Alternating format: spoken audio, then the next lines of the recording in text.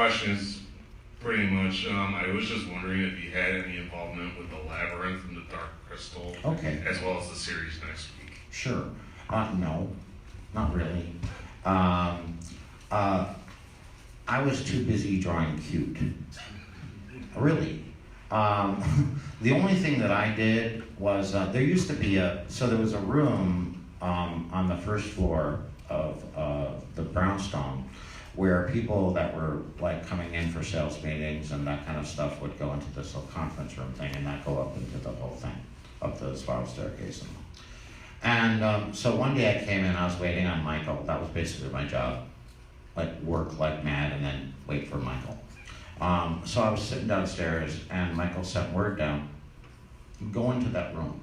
Okay. So I went in there and there were all these computers, like, I don't know, Commodore 64s probably. I didn't know what a stupid computer looked like, And anyway, but what was going on was the characters from Dark Crystal were so complicated, they basically, wanted me to caricature them so that they could be, put in the little boxes, and then do silhouettes and stuff, so that that original Dark Crystal game, there was the floppy disks, I guess, and you had a map and junk, So I drew that, and but that's about it. And then I did the same thing on Labyrinth too. But I worked on everything, and here's why.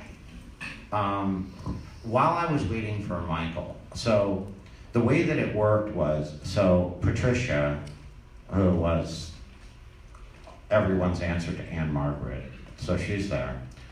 And then there's this room, that was a good-sized room, and then there's Michael's inner office. Well, that whole room there was a couple of tables and a couple of drafting boards and everything, and there were always thousands of sheets of paper of like every single project that was going on, like every toy, every game, every page of every book, the works. And that was Sesame Street, Labyrinth, everything, including all stuff that I was working on. And so while you're waiting for Michael, and I think he did this on purpose, you just have a blue pencil, some tracing paper, and a piece of Scotch tape. And you would do what we call glue lining. You would take the art and either check it that it was okay, or change bring it back to model, or change the whole thing, right? This isn't good, and draw a little different composition on it or something like that. And so while I was waiting for Michael and having a cup of coffee or a Pepsi or whatever, you'd blow through 250 pages of other people's stuff, and then go talk to Michael. So when people say, "Did you do anything?" I'm going, "Yeah, probably," because we were always busy, like always. See, I worked at home, and I lived in Connecticut. I worked at home, and I rarely, would come in unless like summoned, and Jim would come in every 3 months for what was called a product evaluation. And so he'd be there for a couple of days, and since I did so much stuff, sometimes I'd be, with Jim for like a couple of hours.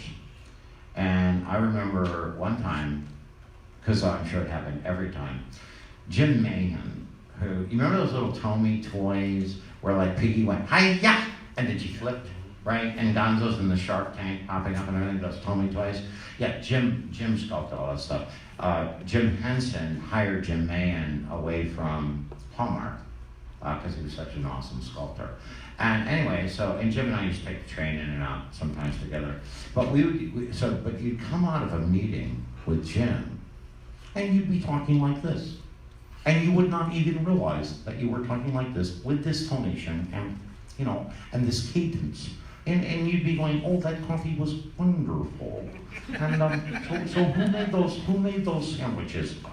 I love, I love the beignets from the French place, but the pastry from the German place is so much better. And you'd be talking exactly like this as you got on Metro North, going home, right? And then so there'd be some drunk on the train that, you'd be making him sick to his stomach, so he'd hit you over the head with a bottle, and then you'd be talking like this again. You wouldn't even realize. I think I've answered way more than you wanted to know. Yeah, too much information. All right. Thank you. Yeah. What else we got? Yeah, What up? Who's not scared yet? I'll take care of that. Which Muppet do you see yourself in? Which one is closely your persona? Rolf O'Donnell. Yeah. I'm just your typical Renaissance dog. You know, I'm not a doctor, but I'll take the money. I'm a poet if I get paid. No, Rolf. Yeah.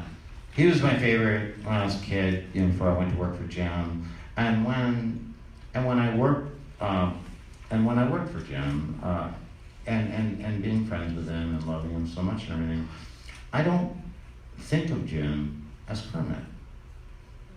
I think of him. Kermit was all of our better angels, and Jim's most spiritual side is Kermit. And that involvement with, you know, with Jerry as Robin, that's Jim's relationship to his children, to his employees, and to the world. You know, but Jim has a wicked, incredibly quick sense of humor, you know, and Rolf, yeah, because, you know, I'll make you cry and stuff and make you think about stuff. By the way, I take tips.